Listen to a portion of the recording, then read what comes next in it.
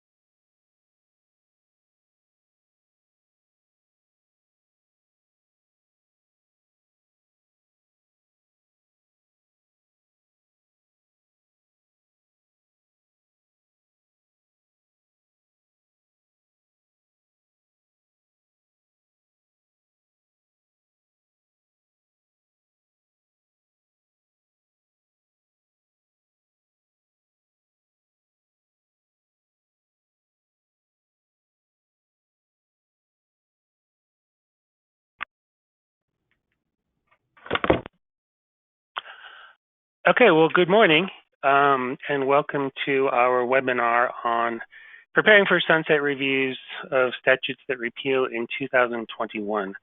Excuse me, my name is Brian Tobias. I'm the director of the Colorado Office of Policy Research and Regulatory Reform. And of course, our office conducts all of the sunrise and sunset reviews in Colorado state government.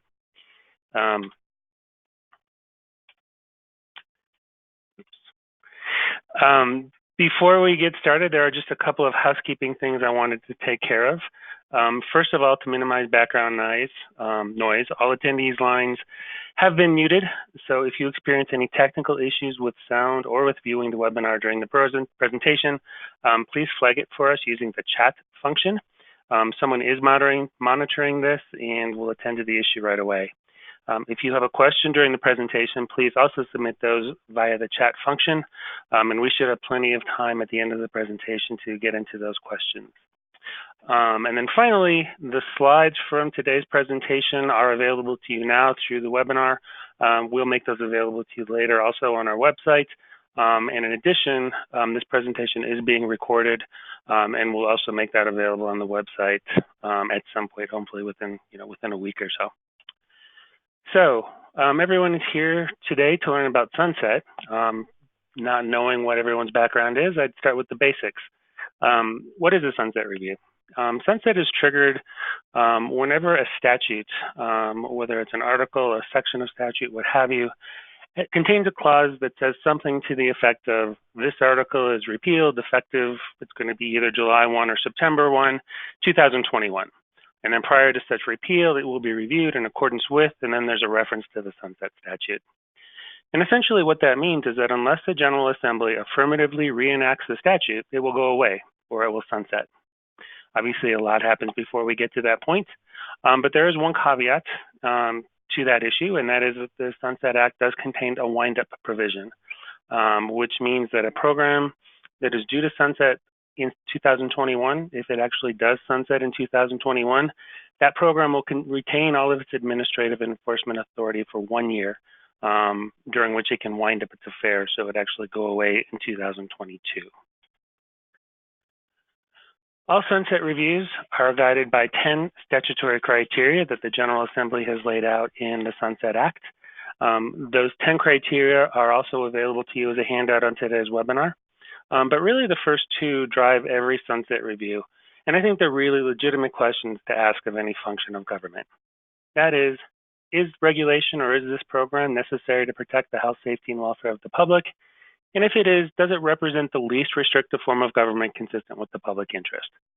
That forces us into the very classic balancing act of consumer protection on the one hand with overregulation on the other. The other criteria really flow directly out of those first two. We will look at budgetary information, staffing information. We're not auditors, we don't pretend to be, but we will report on it. We'll look at the types of complaints received, the types of violations, if any, the types of disciplinary actions that are taken, looking to see whether the agency is acting in the public interest or whether it's acting in a manner that is self-serving to the industry or profession being regulated. Additionally, if there's a board, we'll attend board meetings. We'll look at board composition, again, looking to see if the board is acting in the public interest or in a manner that is self-serving to the profession. Excuse me.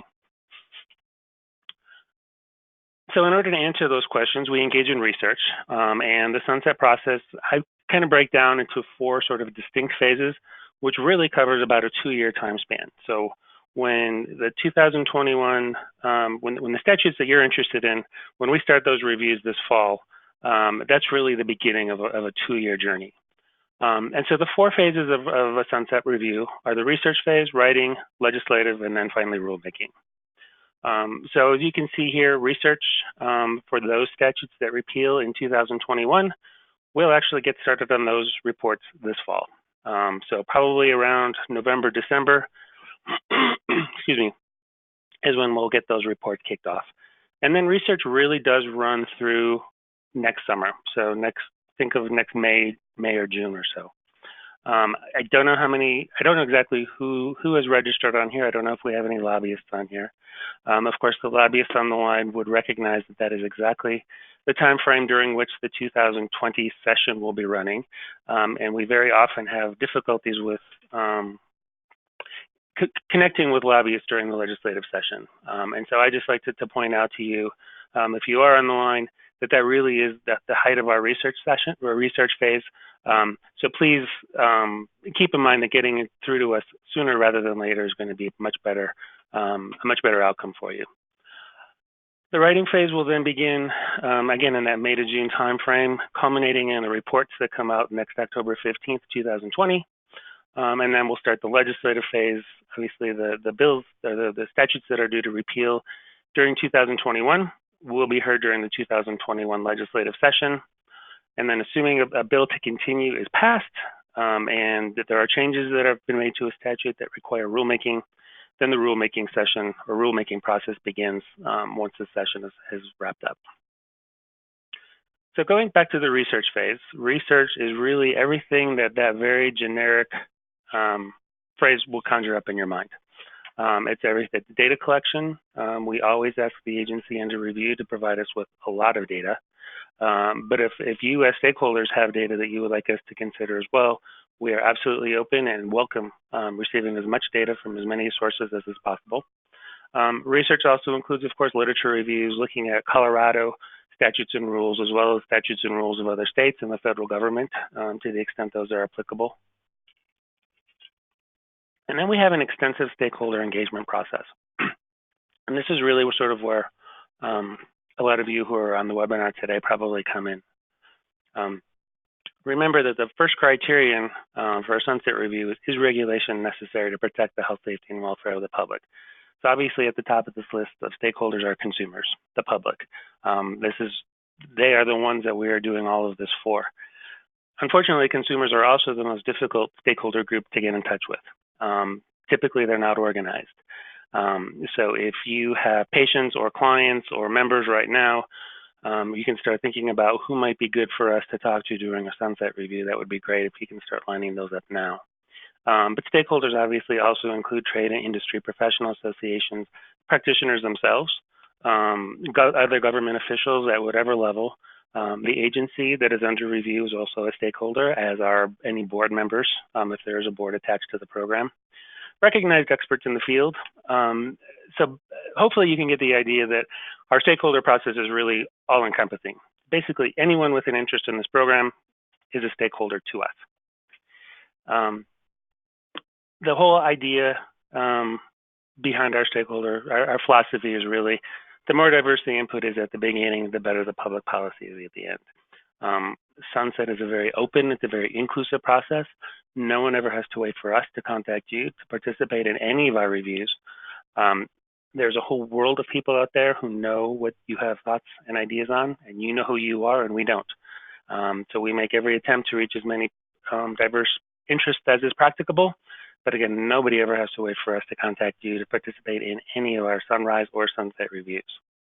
One thing I do want to mention is most of our stakeholder engagement is done on sort of a one-on-one interview type format. That can be one-on-one or small group interviews. I often get questions about when are the public hearings going to be. We don't really have sunset hearings in terms of gathering or part of the research phase. We've really found that the interview format provides us with much more detailed and richer, robust information. That's not to say that if you have annual meetings or you have group meetings that you would like us to come and present at, we're absolutely willing to do that, and we welcome that opportunity. One of the other ways in which the public can participate or submit input during a sunset review is through our website. We have an online comment form or a portal where anybody can go. That's the shot of it right there. Anybody can log in at any time. So right now we have all of the reviews, the sunset reviews that are currently scheduled, which I think the most remote one might be 2031, are already loaded on that portal, and someone could go in and enter a comment today for review. That's not going to happen for another 10 years. And then we'll save those comments so that when we come around later, we can access them. But this comment form is really useful for individuals who maybe don't have the time to schedule an interview or schedule a one-on-one meeting with an analyst, but still have something to contribute. And so you can see on this form, you can give your name and email contact information. You can do it anonymously. You can ask for us to contact you or not and just provide your input, whichever works best for the person inputting the data or the information. We've tried to make this really as flexible as possible. So once the research wraps up in that May to June 2020 timeframe, we will start writing the reports. It is not unusual for us to identify the holes in the information we have when we start writing. If anyone has ever written a document of any substance, you very often don't realize what you don't know until you try to write it down. So very often over the course of the summer, our analysts are kind of looping back and trying to find, information on some very discrete subjects where we thought we had something. We thought we knew what we were doing, or what we thought we had what we needed and found out we didn't. So we may be trying to get that information again. But again, writing, report drafting culminates in the reports that come out on October 15th. So that'll be October 15th, 2020. All of our reports follow a pretty standard format. We have a background section, which really provides just the basic information about our program, kind of a description of the industry or the profession, a summary of the statutes and rules surrounding it, as well as statistics. That's where we'll start to get into the number of licensees and the licensing process, and if there are examinations and examination pass rates, sort of that background stuff. The policymakers need to have in the back of their mind as they're looking at the policy recommendations. And those recommendations, of course, come in the form of statutory recommendations. And that is probably the one section of the report that garners the most attention. That is where we will recommend, first of all, whether to continue or sunset. And then we can also make additional recommendations to the General Assembly as to how we think they ought to change the statute based on the research we've conducted and through our application of the 10 sunset criteria. I very often get the question of, well, how long do you continue programs for? A lot of people think it's a standard 5 years or 10 years. The statute actually authorizes us to recommend continuation anywhere between 1 and 15 years. There are several factors that go into how long we will recommend continuation, whether it's a shorter period or a longer period. Typically, if we're making pretty big recommendations, that have significant policy impact or significance, we'll recommend a shorter period, because we'll want to come back and look at that sooner rather than later to see how it's working and to see if we need to make any tweaks to it. On the other hand, if we're really not making any major recommendations, we're just sort of making minor changes or recommendations along the edge, we might recommend a longer period. And then finally, we can also make administrative recommendations. You'll see these in some reports, you won't see them in others. It really just kind of depends. But these are recommendations that we're making directly to the agency involved, again, based on our research and our criteria. These are recommendations we think the agency ought to implement, but they don't need any new statutory authority to do it. So generally, you will not see those in the draft sunset bills. And then finally, if you haven't already done so, I highly recommend that you take a look at a previous report. Ideally, it would be a report in the industry or the program that you're primarily interested in. But if not, that's okay. But that'll give you kind of an idea of the types of issues that we look at, sort of the format of the report, kind of give you an idea of what the process looks like and what the end product ends up looking like. Excuse me.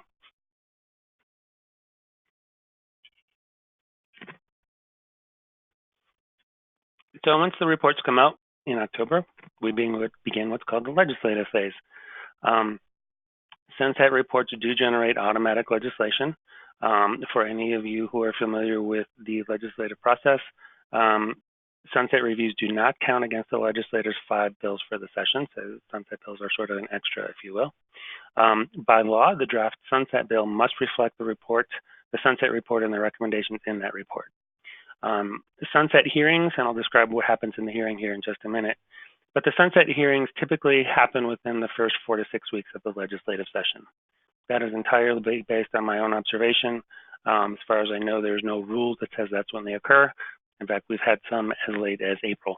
So it really depends, but usually they're within the first month and a half of the session. And in 2021, the sunset bills will begin in the Senate. So the sunset process is a little bit different than the normal legislative process, but it all comes on the front end. So we will have a hearing called a sunset hearing before the bill is even introduced. If you are familiar with legislative calendars at all, you can look on the calendar and it'll say something sunset and then the name of the statute of the program that you're interested in. At that sunset hearing, whichever analyst on our team conducted the review is typically the one who will go to the sunset hearing and present our report and our findings to the committee of reference. It's up to the president of the Senate to decide which committee we'll go to. We'll walk the committee through the draft report, and then we'll answer any questions they may have. Typically, the committee will then also take public testimony. I always have to say this because once in my 20 years, there was one committee chair that did not take public testimony at the sunset hearing. So it's always a possibility, but it's very unlikely. But typically, we will have public testimony at that sunset hearing. And then the committee may or may not entertain amendments at the sunset hearing. That's completely up to the discretion of the chair and the committee itself. Regardless, our goal at that sunset hearing is to have the bill move to the floor for introduction. That's the point at which it will get a bill number, a bill sponsor, and then it will come right back to we'll come right back to that same committee for its first official hearing and more public testimony. So I hope you're starting to kind of see a theme here as there are multiple places during which you as stakeholders can participate in the sunset review process. There was that initial comment form, there's the interview process, and now when we get to the legislature, there's also the opportunity for testimony before the legislature. Oh, I did want to mention, I often get questions about how our bill sponsors selected. That's actually in the sunset statute. The statute provides that the committee chair will assign the bill to a member of the committee. But there is a provision in there that if someone who is not on the committee wants to sponsor the bill, the committee can vote on it and allow that person to sponsor the bill. I've always been told that you should put statistics in your presentation, so these are mine. This is just sort of a snapshot of what we did during the 2018-19 cycle. We produced 29 reports in October of 2018, containing 128 recommendations, and 95% of those passed. That 95% is a phenomenal rate, and I will not kid you, that is not typical. I think our historical pass rate is between 85 and 90%. So still not too shabby, but it does give you an indication as to the significance and the weight that the General Assembly gives our reports and our recommendations. So assuming a bill passes and assuming that bill continues a program and creates some new statutory duties for the program, that agency will then have to undergo rulemaking, which is sort of the final phase of the sunset review process. All state agencies have to comply with the State Administrative Procedure Act. It requires notice of rulemaking, which requires notice to both the Secretary of State and my office. There's generally a comment period, and then there's a rulemaking hearing. So those last two, again, are an opportunity for stakeholders to participate in the final stages of the sunset process. So my office is really only involved with rulemaking in a very narrow sense, whether it's sunset review or any other rulemaking.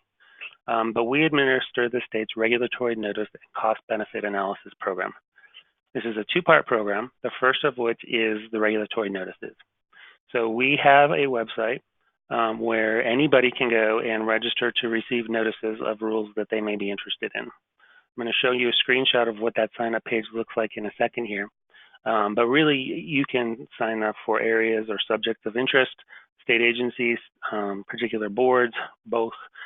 We've tried to make it as flexible as possible so that you can receive as many or as few notices of rules as you may be interested in.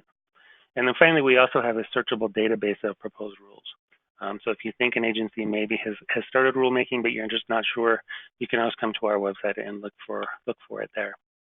But this is a screenshot of the sign-up page to sign up for those notices. You just check the boxes that you're interested in, and then when those rules come out, our system will automatically push them out to you. The content of the regulatory notices contains the hearing date, the rulemaking hearing date, the reasons for the rulemaking. So it's a plain language statement of what's going on. The regulatory notice will also contain a redlined version of the proposed rules, so you can see what's being changed and what isn't.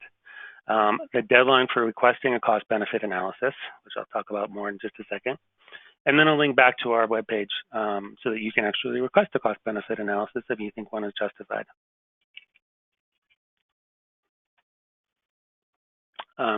So there are a couple ways that you can actually request a CBA or a cost-benefit analysis. You can do it through our website. If you receive those regulatory notices, there's a link right in there. You can also, if you go to that searchable database and you find a rule that you think should have a CBA done on it, you can request the CBA through that process, or you can email us.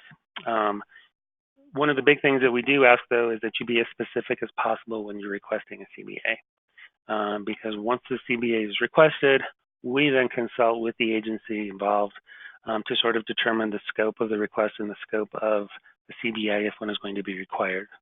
Our presumption is that a cost-benefit analysis will be required unless it's exempt. And really, there are only 4 exemptions. The first is this process only applies to new or amended rules.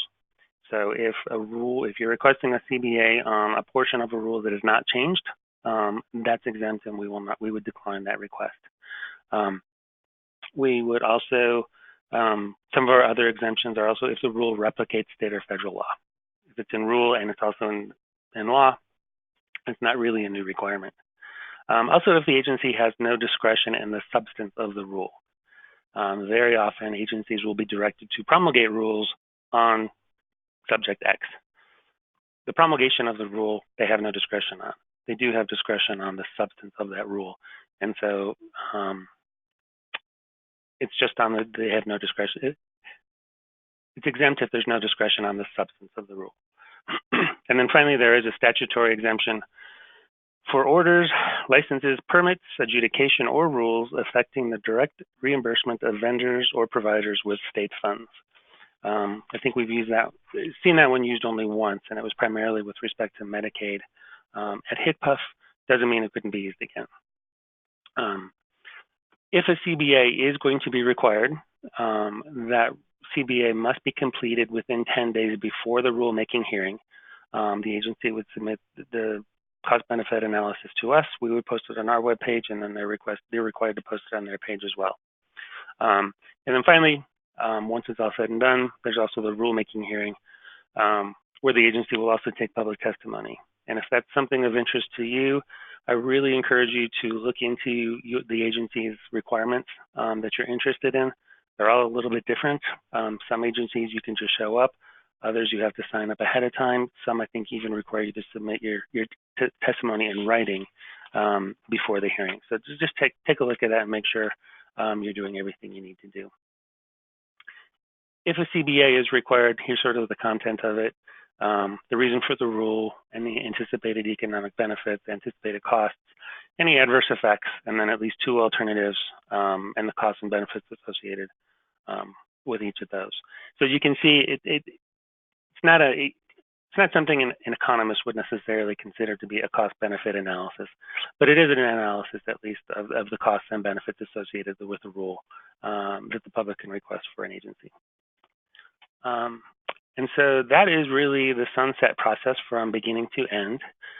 You have all signed up for today's webinar, presumably because you're interested in a program that is going to be undergoing sunset review very soon. And so I wanted to highlight a few things that you can start working on now, get you a few steps ahead of the game so that when we actually begin the review, you've got a head start. So I mentioned earlier that we will ask an agency for their stakeholder list. And that's typically, who are the main players in an industry or in a field. And so you as stakeholder are also welcome to provide us with a stakeholder list. We're looking for individual names, organization names, phone numbers, email addresses, the standard. And then why is this person relevant to the review? I mean, why do you think we should talk to them? You can also start taking a look at the statutes and that you're interested in and identifying any substantive or technical changes that you think ought to be made. Our primary interest in that is the justification for the changes. And really, we're looking to see what is the problem. We consider ourselves to be problem solvers. So if you can also take a look at not just the changes you want to see, but the why. What problem are you trying to solve with that change?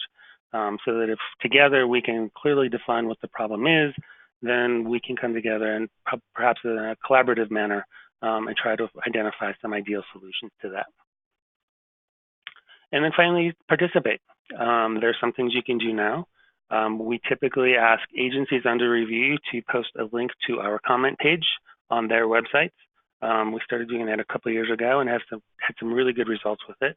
And so this year we're also going to be asking stakeholder organizations to post a link to our site on their site. If it's a membership organization, for example, letting your members know that their statute is undergoing sunset, and if they want to participate directly, doing it through the comment page is a great way to get started on it. Again, you can submit comments beginning now, so you can put that link on your page now, have your members start posting comments and putting comments in now so that when we get started in November, we've already got a list of issues and a list of stakeholders to contact. Consider if you want to schedule a one-on-one interview with an analyst and maybe what some of those issues might be that you could talk about. And then finally, there's the legislature and rulemaking processes where anyone can participate. So my goal today was to kind of give you an overview of the process itself and to highlight some points at which stakeholders can participate in the sunset process. And so just to cover those one last time, there's the online comments.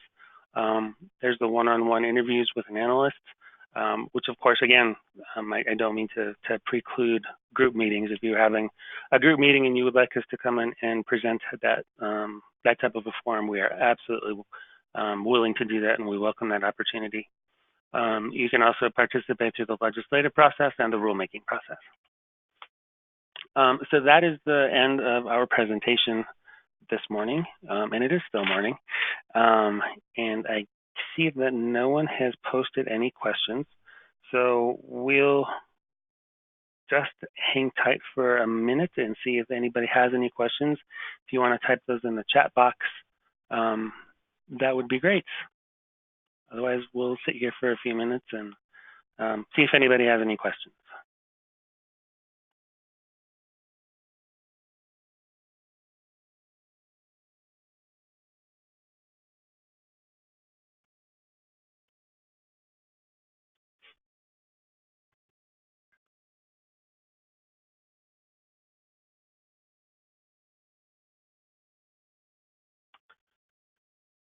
Okay.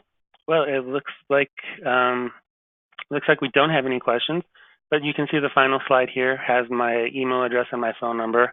And remember, the slides are available to you as part of the webinar, and we will post a recording on our website, hopefully within the next week or so. So if you have any questions in the future, please feel free to reach out to me directly, and I'd be happy to talk with you and answer any questions you might have. So thank you for joining us this morning. I hope this has been informative, and we look forward to working with all of you in the fall when we begin your sunset reviews.